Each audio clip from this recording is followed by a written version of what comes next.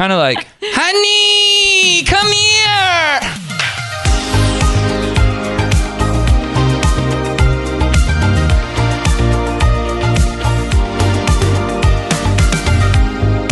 Hey, I'm Candace. Welcome to Talk to Me on the Joy FM podcast. I'm so excited. This episode, we actually sit down with Phil Wickham, who is an absolute treat. Every single time you've heard him, whether he's being interviewed on the morning cruise or various videos that have popped up, you know that he is so full of character and a range of emotions, right? We laugh, we cry. There's some silly voices involved, I will say that. Hey, thank you so much for checking out our first episode of Talk to Me. Enjoy our chat with Phil Wickham.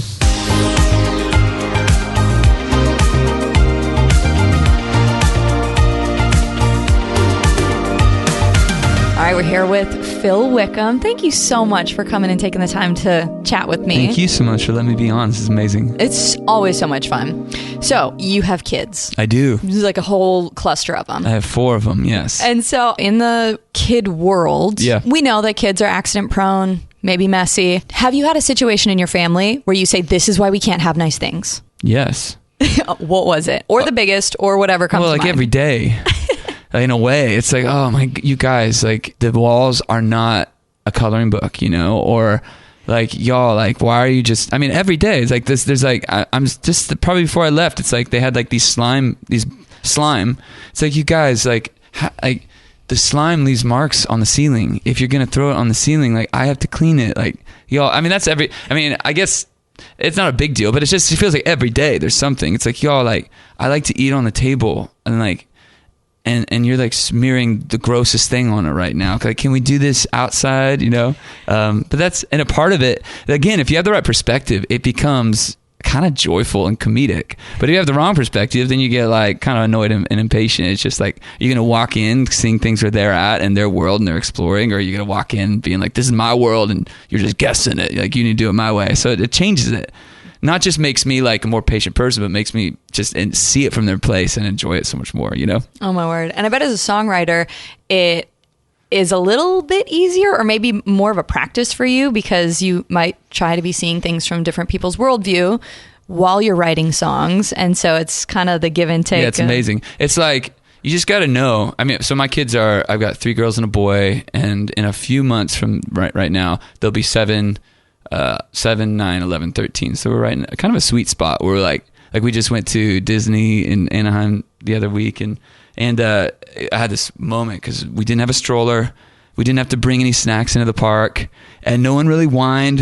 Everybody kind of walked and had a great time. We were laughing, and we had 2 full days, and I was just like, wow, this is maybe the first family trip I felt like, you know, kind of always think, oh, it's going to be nice when we don't have to have a stroller. It's going to be nice when we don't have to change a diaper. It's going to be nice, but this is great. I love it. Literally next level. And now we're like at places like, wow, don't get older, guys. This is beautiful right now. And I realize my 12 going on 13-year-old girls, I mean, in a couple of years, she's going to be driving. And so we have this little moment. It's like, I remember my parents always saying like, don't get any older. I'm like, oh my goodness, like stop. And now I feel that, you know? So I don't remember your original question, no, but that's great. It's beautiful. Okay. And I can't wait to get to that stage. Like that's golden years for sure. Yeah, it's really sweet. Okay. So I wanted to talk a little bit about the Jesus way. Yes. So honestly, the first verse stopped me. It's like pretty straightforward biblical concepts, but it's also the most radical biblical concepts of if you curse me, then I bless you. If you hurt me, I will forgive. And if you hate me, I will love you. I choose the Jesus way. Oh. So, right? It's gut punch a little bit. And it's the opposite of what our world does. It's the opposite of even just what our heart wants to do. Yeah. And I remember it was actually in the middle of 2020 when this song came to life, but at the time I didn't even know it was a song. And actually had nothing to, well, maybe that was a part of it, the foundation of the whole 2020 experience, but it was really just a relational thing. Where do I fit in? How do I respond to this situation? I went out to my backyard, sat on this little bench we have and just said, Jesus, what does it mean to follow you in this? And there's a few times in my life where it just feels like this, I mean, I don't know, the presence of God, but like a real tangible, like I've just felt like I was in a holy moment, and I opened my journal and I started writing, and all the verses of that song came out. Like I wasn't thinking about it. I just started writing, so much so that I had to kind of go back and like, what I feel like just spilled out. What did I just write? And I read through it, like what you just read in the next verse. the third verse hit me a lot. It said, if you strike me, I'll embrace you. If you chain me, I'll sing his praise. And if you kill me, my home is heaven. So I choose the Jesus way. And I just remember I got so emotional, kind of misty eyed in a two-way moment, because on one side I saw the heart of Jesus, and like, wow, God could choose to be anybody he is. He wants to be. He's God. And like, he revealed himself as this in the person of Jesus, as someone slow to anger and quick to forgive, and sitting with the sinner, and so gracious, and saying, Father, forgive them, for they know not what they do, on the cross, and looking to the thief on the cross beside him who deserved it. According to his own story, his own testimony, he says, today you'll be with me in paradise, and opens his eyes. His heart is so beautiful. And I was just so amazed and blown away, but at the same time, equally overwhelmed with, though I have been following Jesus kind of my whole adult life and beyond, overwhelmed with how much I don't choose this way, if I'm being honest, and in some big ways, but also in many little ways throughout the day. Of like, I choose the Phil way. I choose to hold bitterness, or I choose to be selfish, or I choose to not forgive completely. And I know that about myself, and I just sat in it like, oh no. And what's so beautiful, like literally in the seconds that followed, so sitting there is like this image of the cross and the empty grave filled my heart and my mind of like, of that's what the cross is for. It's like the Jesus way is our roadmap to get back to heaven, to get back into the presence of God, to be back fully human, like we're always created to be, walking side by side with our Father, like it was meant to be in the Garden of Eden. The Jesus way is the roadmap to start living that abundant life again. But also this amazing, sympathizing high priest named Jesus came, and he walked in our shoes, and he showed us the Jesus way, but he also went to the cross because he understood that we would never be able to follow the Jesus way on our own. For years and years and years, the people of Israel tried through Moses. We thought maybe we're finding the roadmap back through Moses, maybe through Joseph, maybe through Abraham, maybe through David, but all of them ended up not being that fulfillment until Jesus came and says, I will be the one that no one else can be, so that you don't have to ever be. You don't have to check the boxes I'm going to check for you. And he checked them for us. And so it's this amazing thing is that Jesus says, follow me. I'm the true vine, and you are the branches. He who abides in me will bear much fruit. Like if we follow him and align ourselves with him, we will experience this amazing thing that I can testify of called abundant life, where peace follows and joy follows, even in the midst of sadness and even in the midst of storm, because it's this promise of what it means to follow the Jesus way. And even though it's hard, it's so beautiful and so worthwhile, but also we will fail, and God knew that. That's what the cross is for. And so I'm talking a lot because it's something God has been churning in my heart for so long, because I did not want to write this song. It was so much to carry. And for me, it was such a big thing to say, this is who I am, that I'm like, shouldn't someone more hold, like, where's Chris Tomlin? Chris Tomlin needs to sing this song. You know what I mean? Where's Billy Graham? Like someone who really follows the Jesus way. But that's when you always have to throw in there, it's like, but my grace is sufficient, And so the Jesus way is who I am sometimes. It's who I really, really want to be. And when I sing it, it recalibrates my heart every time. I haven't been changed by a song in the last 25 years of writing songs personally more than this song, because it's made me look at myself every time I sing it and think, I need to call that guy and say sorry. Or, okay, I need to commit to this situation, or all that stuff. Like where am I not aligning with you, Jesus? And though sometimes those steps are difficult, they take courage, they take humility, all of them end up bringing about such blessing and such life. And that's the promise of the Jesus way.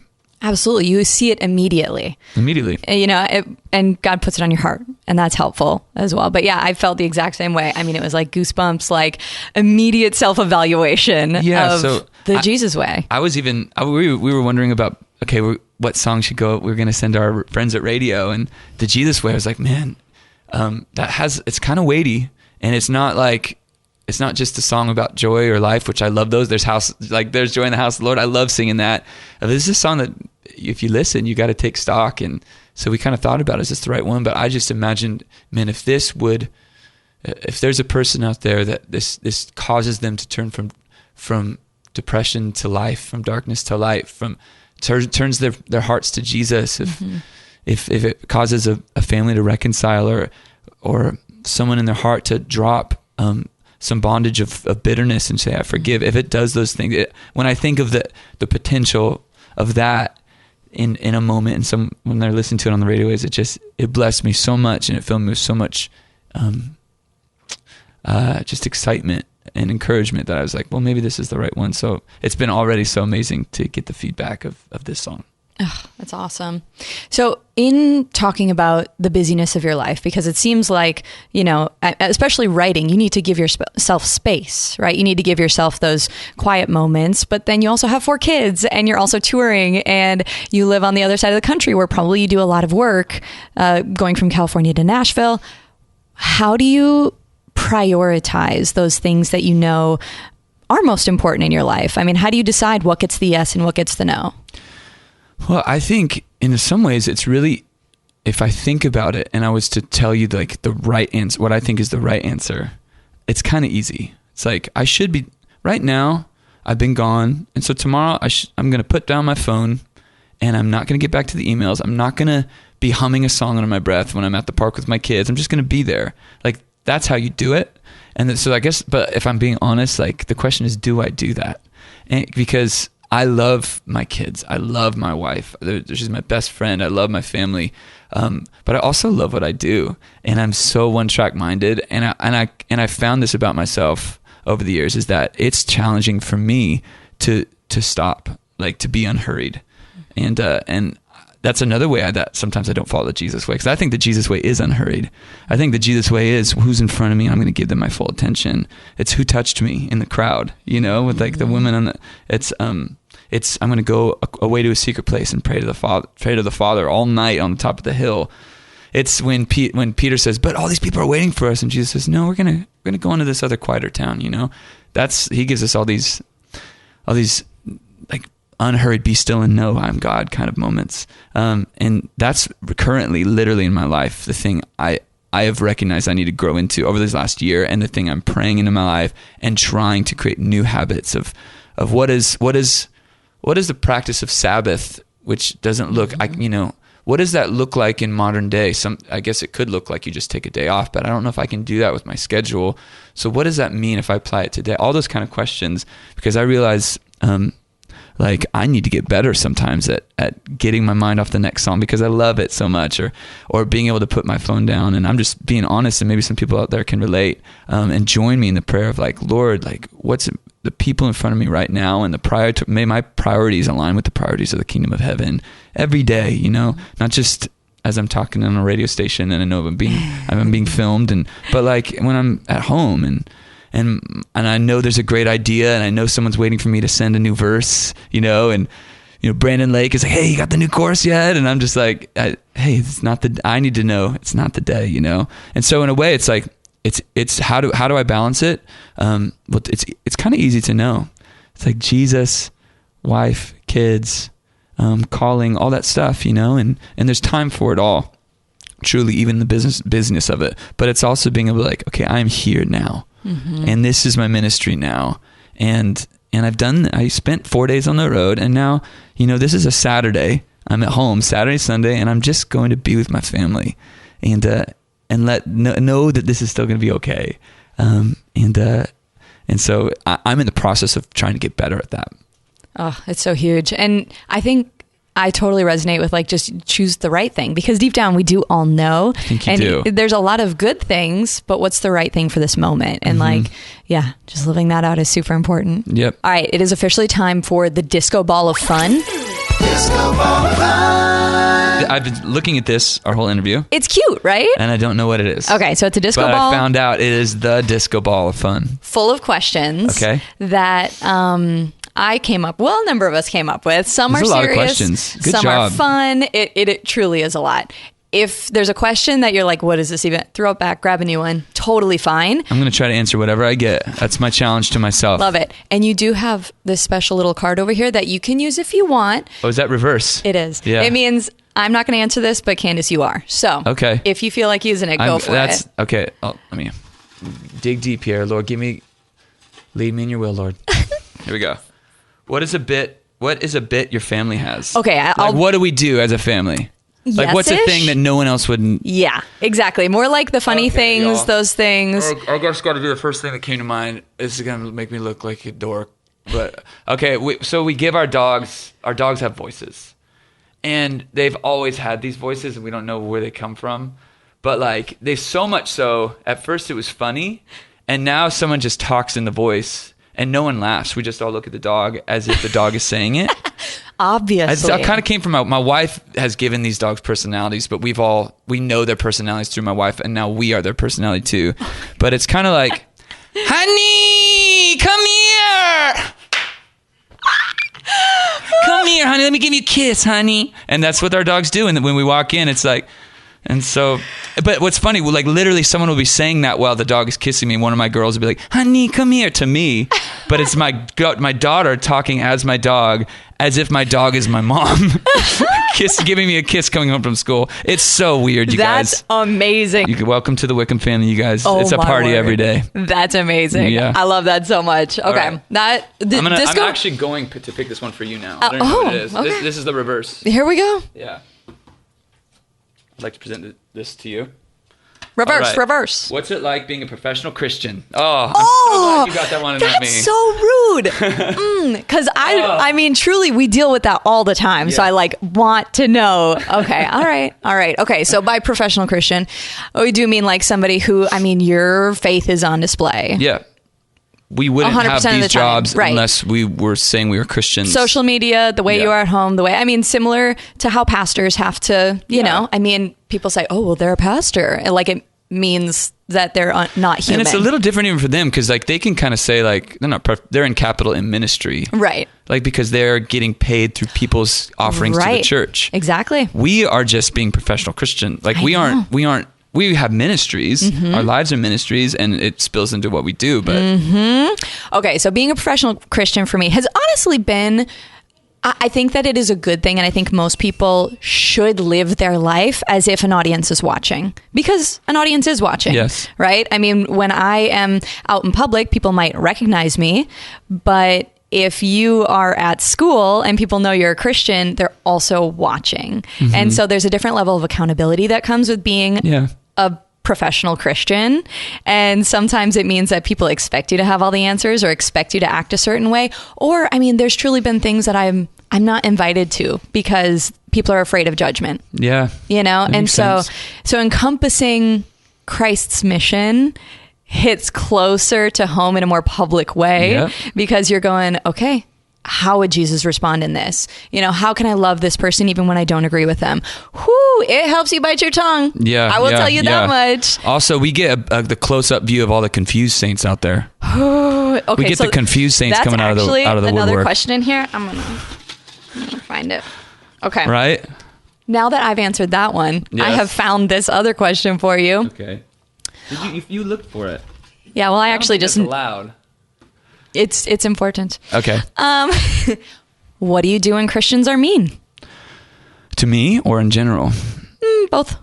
You have to give me a context. So, for instance, if you do or say something that somebody doesn't agree with, right? We're talking comment section stuff. We're talking oh, well, that's not. Well, on comment section, that's easy. I just ignore it. Or this is one thing. If it bites a little bit, then I kind of take that as did I do something am I kind of agreeing with them? Is there some truth I feel is in their statement? Do I kind of get why they're mad at this or why they're annoyed at this? And if that's happened, then I try to have the humility to kind of retake stock. If I feel that, which often I'm pretty careful with what kind of things I say and the things I post. Mm-hmm.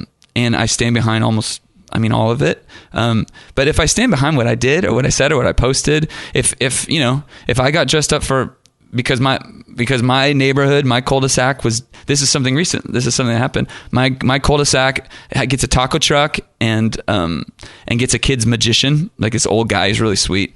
And there's all these kids in the cul-de-sac and they're growing up now, but and they all sit out there and then we just kind of give candy to each other, and that's our Halloween. We just have one cul-de-sac, and one time I think we dressed up like circus people because Greatest Showman was out, and I posted a picture of it and I got some heat because I dressed up, and in my mind, in the way I grew up, it wasn't even a second thought.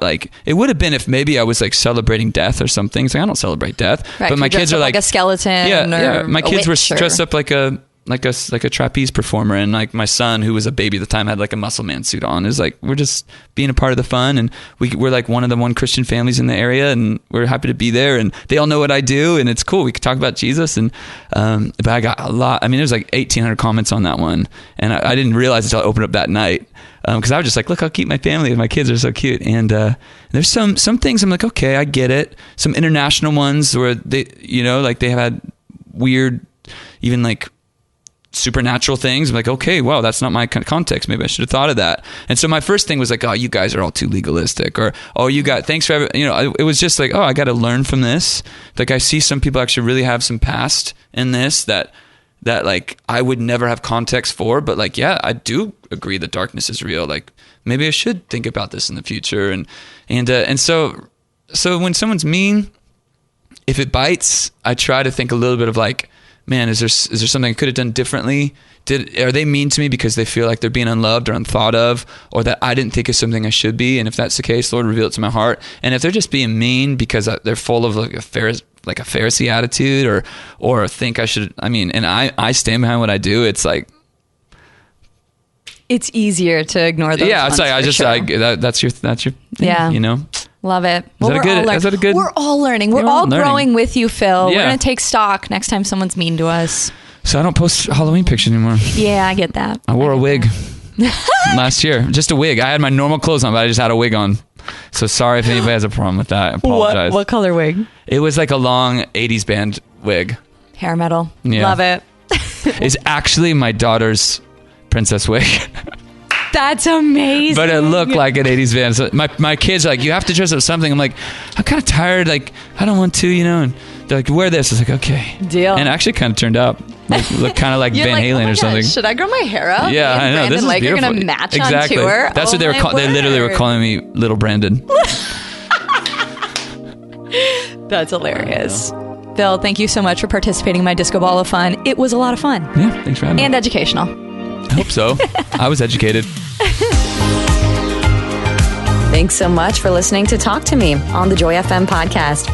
Make sure you share your favorite episode with a friend. And if you're not yet subscribed, make sure you click that subscribe button so you never miss an episode. Thanks so much. Talk to you later.